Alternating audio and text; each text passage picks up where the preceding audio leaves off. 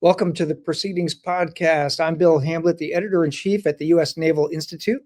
It's now October 2025. Good to have you on board, everyone.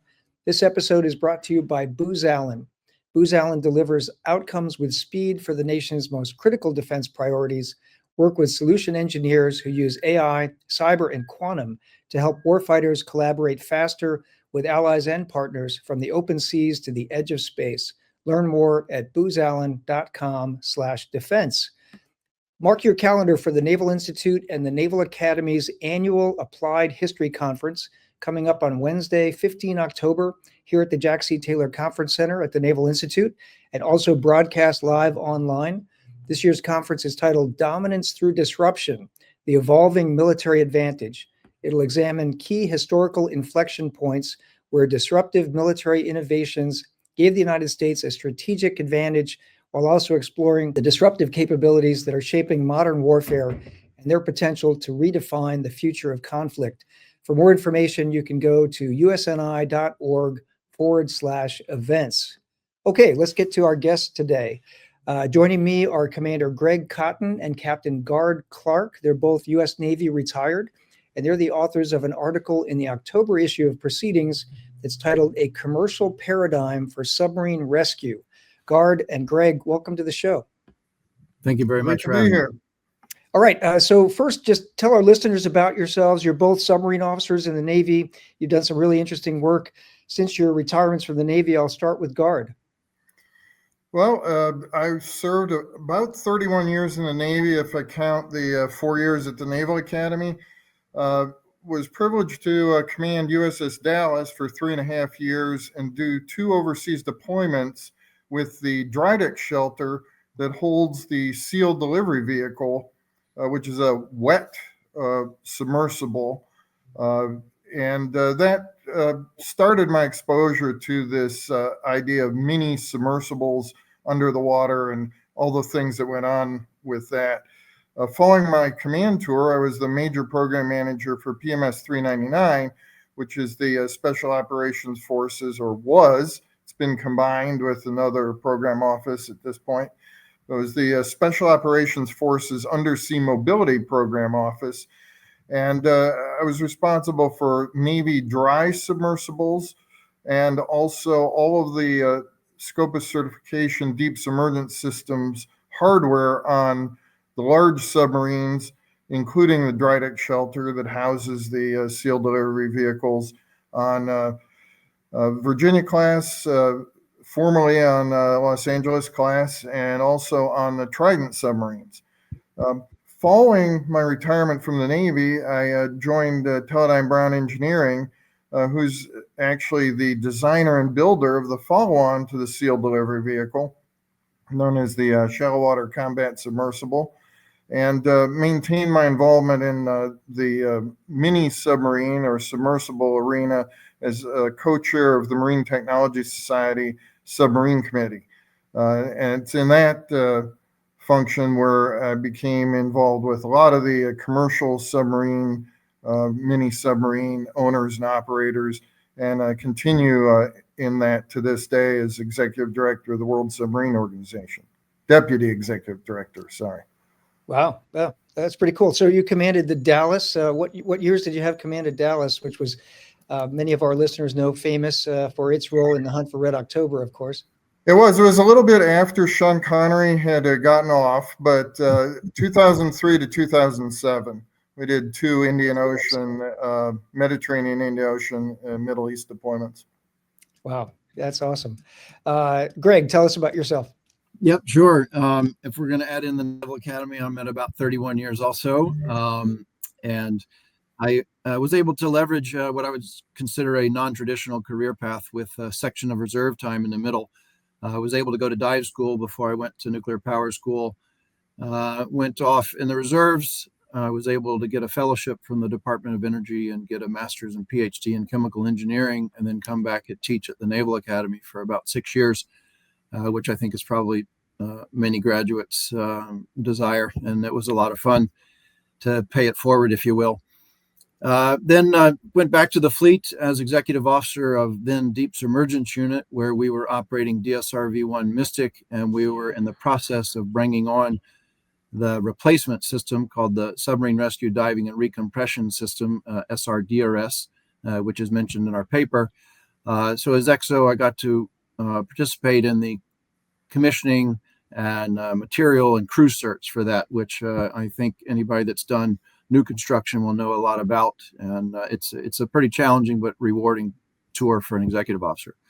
Then I went to Special Warfare Group 3 as the N8 requirements officer, where we were similar to what Gard was talking about. We had the SEAL delivery vehicle approaching its end of life. I was working on the specifications for the shallow water combat submersible, participated in the selection board for that, and then transitioned out of that to Submarine Squadron 11 and stood up the new command from Squadron 5 to have oversight of the then renamed Deep Submergence Unit, became Undersea Rescue Command. And from that position as Deputy Coordinator Rescue Forces, I retired and joined current company JFD, which is based in Scotland. And we have about half dozen submersibles around the world working for ministries of defense, France, Norway, UK, Singapore, South Korea, China, Australia, to name a few. In that position as technical and operational authority, I'm kind of similar to what we refer to in the Navy as graybeard, on the senior advisor level for operations and technical assurance. Wow, that's you guys have, I mean, deep knowledge on this issue. It's really impressive, the background that both of you bring to this. So let's jump into the article. You start with a question, which is a little bit unusual for a Proceedings article, but the question is the loss of OceanGate's Titan submersible a cause for alarm in the commercial submersible industry? And before we answer that question, Gard, I want you to just recap the Titan disaster for our audience. So some people have heard of it and probably forgotten it, and some might have missed it a couple of years ago. But OceanGate Titan was taking tourists down to see the motor vessel Titanic, the wreck of the Titanic. And so tell us a little bit more about OceanGate, about the Titan, and about what happened to that submersible. Yeah, this is a timely time to talk about that, since it was approximately 2 years ago. So June of 2023, June 18th, when the Titan imploded on its way to visit the RMS Titanic wreck, killing all 5 personnel on board, including the owner and CEO of OceanGate, the company that was operating the submersible. Titan submersible was a very unique vessel in its design and construction, and some of the history that may not be known by everyone, but for those of us that were involved with the Submarine Committee on the Marine Technology Society, the idea for the Titan came about in probably around 2013 or so. And most people were pretty excited about this possibility of creating a deep diving submersible that could hold more than 3 people. In the past, most of these deep diving submersibles were titanium spheres, and you could only fit basically 3 people inside to account for the diameter of the sphere and the pressure that it had to endure. The idea from Stockton Rush was to build a deep diving submersible out of carbon fiber and have a hull big enough to hold at least 5 people, which is what the Titan ended up being. It was about 22 feet long overall.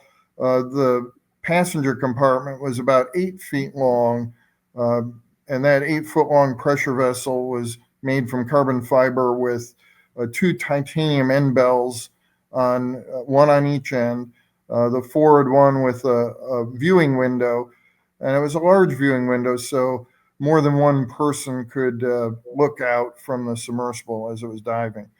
The vessel had made about 13 dives to the depth of the Titanic out of about 87 dives total before the collapse.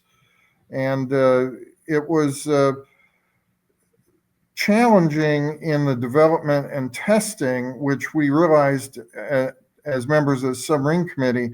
So by about 2018, we had expressed some significant concerns to Stockton, even going as far as providing a draft of a letter with originally about 40 submersible experts signing on, questioning the testing or lack of testing for the vessel. That when we say it's not a big concern in the commercial world, the reasons are because the vessel was never third-party inspected, tested, and in fact, the Coast Guard just last month came out with a 335-page mishap investigation board report, and the development of the Titan, if the owner would still have been alive, would have resulted in criminal and civil referrals to the Department of Justice for the number of regulations and rules that were not followed. So based on that, with a 50-year record prior to that of no fatalities, certainly no collapses, if the rules had been followed and third-party inspections would have been done, this casualty would not have happened. It was preventable. Got it. And your article mentions an international organization that inspects and certifies deep submersible vessels, right? Tell us a little bit about that. What is the organization that OceanGate could have submitted their design to but chose not to? Well, there's actually several classification societies. They're all members of the International Classification Association societies.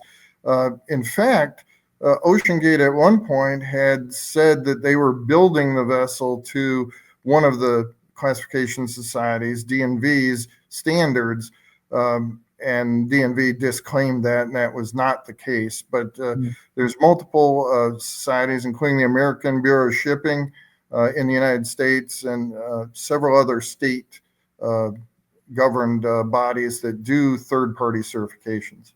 Yeah, so it sounds like a bit of hubris got the better of him, and unfortunately his passengers on that vessel. So I want to go to Greg next. Let's talk a little bit about the submarine rescue mission. What is that mission? How has it historically been done, and what capabilities does the U.S. Navy, maybe other navies, have to rescue submarine crews? Yeah, sure. So it's got a quite an impressive history. Between World War I and World War II, submarine development and proliferation of the number of assets around the globe was growing, and looking at ways to provide safety for the personnel. A bell was created, the McCann Bell, as it was called. Swede Momsen, of course, involved heavily in that, and it actually saw action in 1939, and the Squalus rescue was successful using that bell. And since 1939, it was a pretty quiet period of, I would say, non-combat related incidents. And then starting in 2000, we had a number of incidents around the globe with the Kursk, and then with AS-28 Priz, actually a Russian rescue submersible. And of course, everyone probably knows San Francisco's collision, which did not turn into a rescue environment, but the pictures of that submarine indicate that they were very close to needing help. And then more recently, unfortunately, we've had losses with Argentine San Juan and the Indonesian Nanggala. So globally, countries have looked to have rescue assets, and the United States really led the way with building many submarine rescue chambers, many ships to support that and deploy themselves around the world where the operating submarines might be in danger. And then after the issues in the 1960s, in the development of SubSafe and other protocols, there was endeavor in the early 70s to make a deep submergence rescue vehicle, 3 titanium sphere chambers, a command module, and 2 other chambers to take rescuees. Those vessels had 3 missions: rescue, recovery, and research. So they were pretty multi-purpose, had a 5,000-foot dive depth, and they saw quite a bit of action. And initially, they were going to operate from support ships, and then they developed a mother submarine type context where they could deploy on an SSN or SSBN, and you could do submarine rescue essentially near or at the depth of the stricken submarine and go from submarine A to submarine B.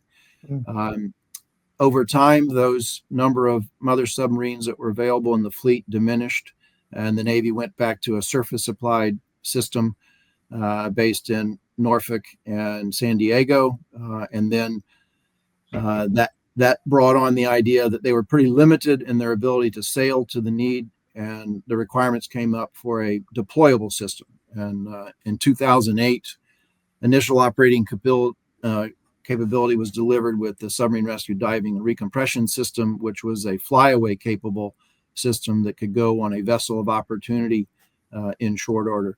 Not to say not without a lot of effort. Primarily global heavy lift is a challenge. And in the lessons learned from the Argentine San Juan mobilization, there was a lot to be learned about coordinating heavy lift to more austere environments. Currently, the U.S. has 1 system, the submarine rescue diving recompression system, and 1 submersible called the pressurized rescue module. And just recently, in the past few years, they've retired the 2 remaining submarine rescue chambers. So we're down to 1 system. And that system has been in an extended maintenance period for about 4 years now, where through memorandums of understanding, the U.S. submariners have been relying on other nations to provide rescue coverage, primarily the NATO submarine rescue system based in Scotland. Wow. So there's a lot there to unpack. I just go back to the, so you mentioned 1939. I was doing a little reading before we jumped on here. The Squalus off the coast of New Hampshire. So I grew up in New Hampshire. And when I was a kid, I was probably, 12, 13 years old. Somehow I got a copy of a book that was published, I think probably by the Naval Institute, about that rescue. And I remember being fascinated. I was never a submariner, but I remember being fascinated about that operation, about Squalus going down off the coast of New Hampshire. We used to spend summers, at the beach in New Hampshire. And I remember reading it during the summer and just thinking about what went into, getting those guys off the submarine. They didn't rescue all of them. Later on, a good friend of mine was the command master chief on the Momsen, and I never knew that Momsen was named after the guy that led that mission, that rescue mission. Really, really interesting stuff. So you said right now the U.S., because the 1 system is in maintenance, we're relying, if a U.S. submarine needed to have a rescue, we're relying on a NATO capability. That's correct. It is called NATO, a little bit of a misnomer. It's only actually funded by 3 countries, the United Kingdom, Norway, and France. The effort was to have a larger consortium of countries in the initial stage, including the U.S. as being part of that, for reasons that I'm not read into.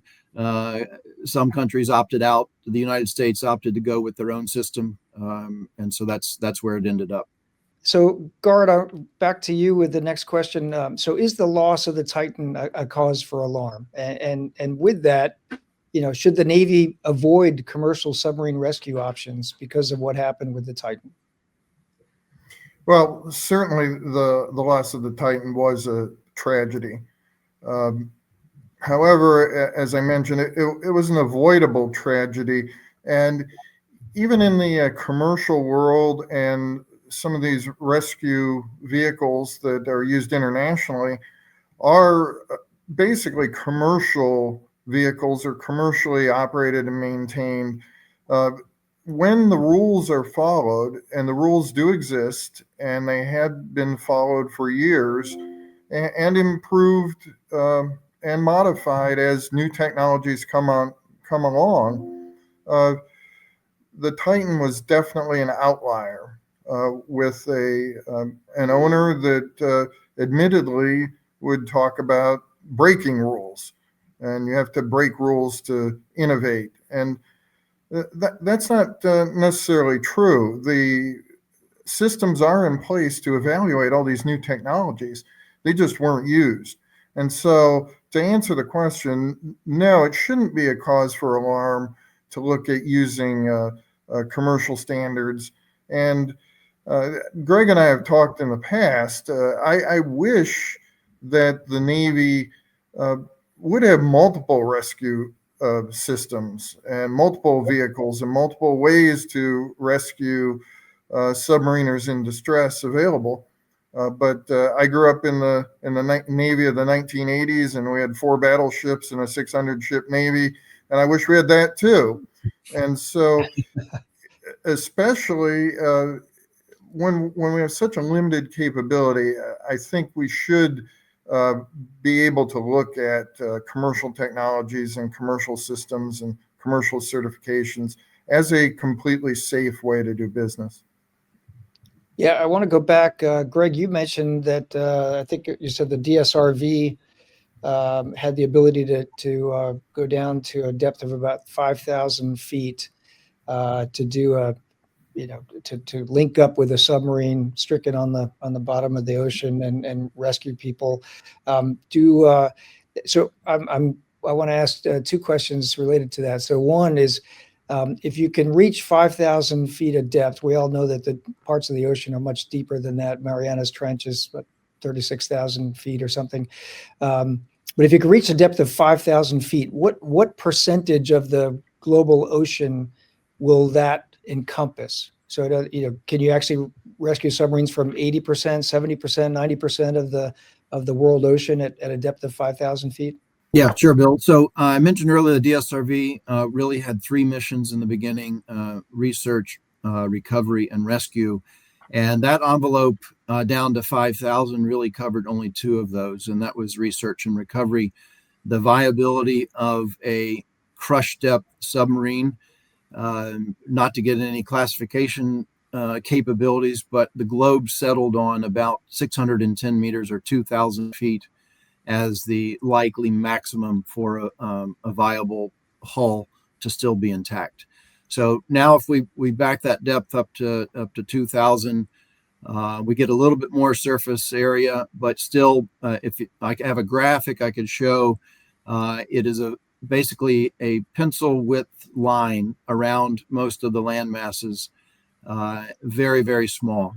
Less than 5% of the ocean area is what we call rescuable waters.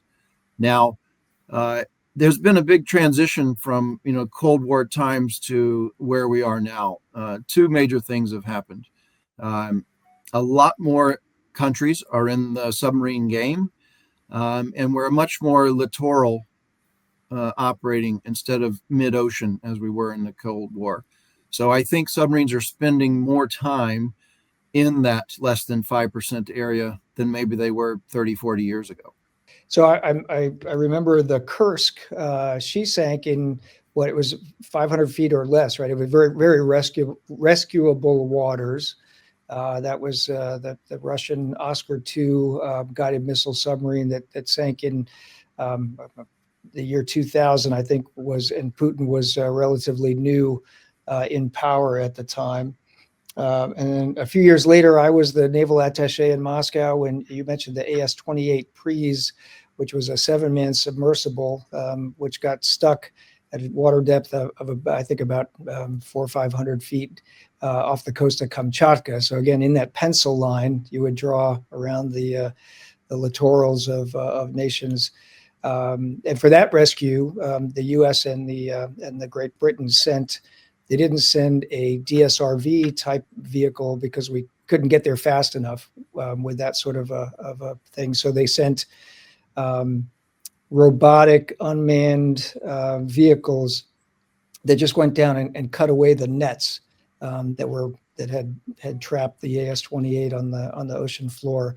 But if they hadn't been able to cut that away, then those guys would have perished. The 7 men on board the Prise would have perished. And that was August of 2005.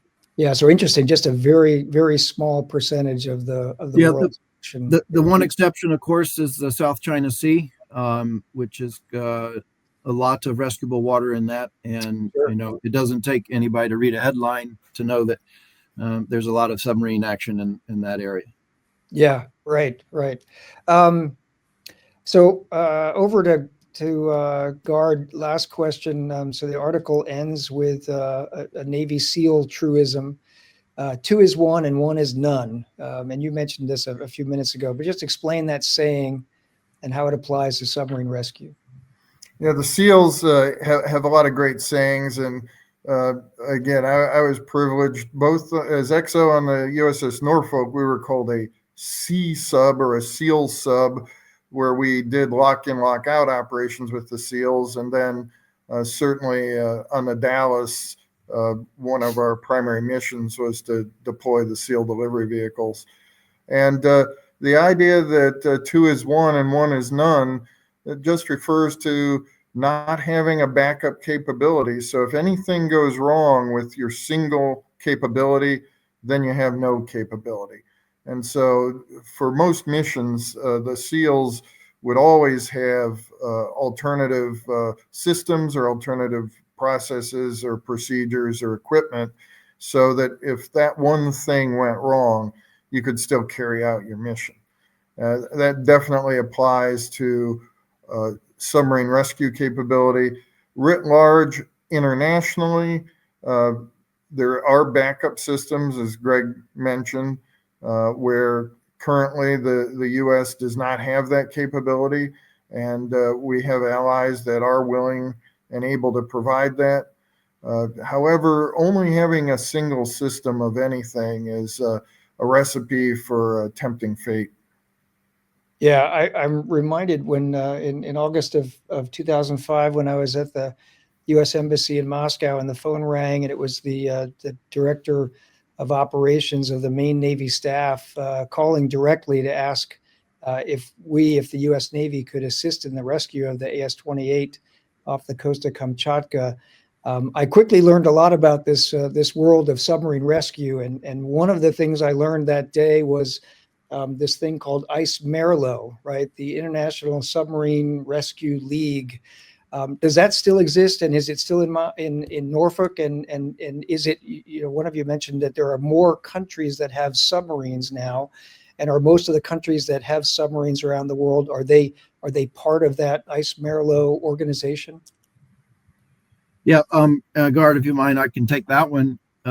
So Ice Merlo is active and it is growing. It's moved over to the UK and under CTF 311 governance there. And they have a rotating set of staff officers from various NATO organizations to staff that. And they're, although it's a NATO sponsored organization, we welcome anyone that's a submarine operating nation. And we have provisions in there for NATO member countries to sponsor non-NATO members so that they can attend and have access to the standards and protocols that we publish in a completely unclassified manner, encouraging submarine builders and operators to have similar standards. COMSOPAC hosted a meeting of the submarine working group last summer, and Admiral Kavanaugh in the plenary speech talked about interoperability to all nations developing submarine rescue systems to not be insular about it. Think about how we can do this 2 is 1, 1 is none solution, and be able to minimize the amount of heavy lift logistics going around the world by having interoperability. So that is something we're certainly pushing for in the commercial enterprise that I'm involved in, suggesting to customers to discuss their concept of operations and look at interoperability as a solution. So interoperability, meaning technical things such as the ability, the hatch size, right? On the rescue vehicle and on the submarines themselves, right? So that there's an international standard for that. for both than any submarine could match up with any rescue vehicle, for example. Am I getting that right?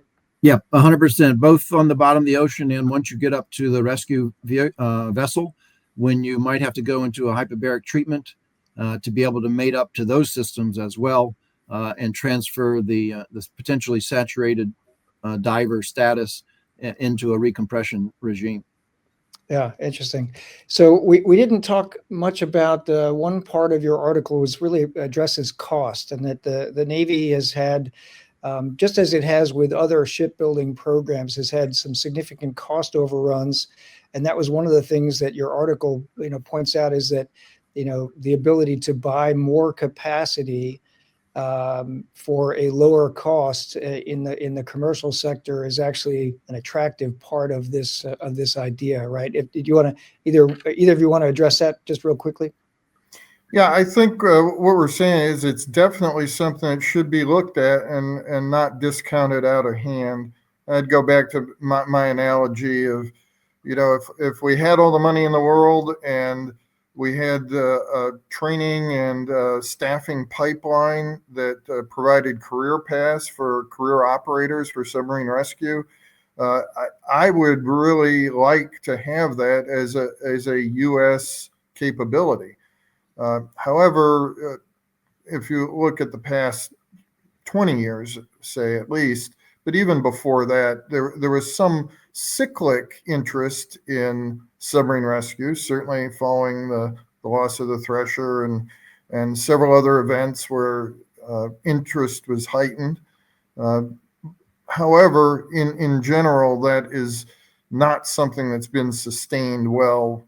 And so the capability languishes. There isn't a career path to keep people trained. And you end up just not having that capability, or at best having the one, not the two is one capability.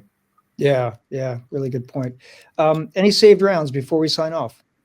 I've got two if I can. So timely, I'm not sure whether NAVC got a pre-release of our article, but they just announced 2 weeks ago a reverse industry day to look at the Navy's next submarine rescue requirements. And they said we're looking at International Association of Classification Societies as the solution. Nice. That was fortuitous and certainly welcome that they're open and honest that that's going to be part of the solution decision-making process. So it's, for the longest time, it has just not even been on the table.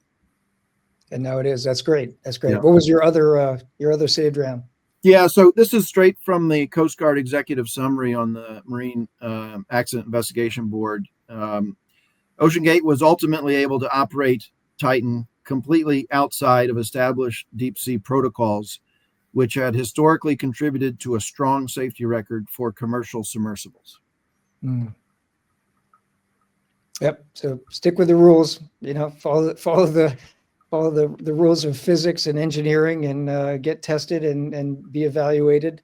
Yeah. There's safety in that. If you move fast and break things, which it sounded like the CEO of that company wanted to do, you run into danger. I remember reading some things about the carbon fiber.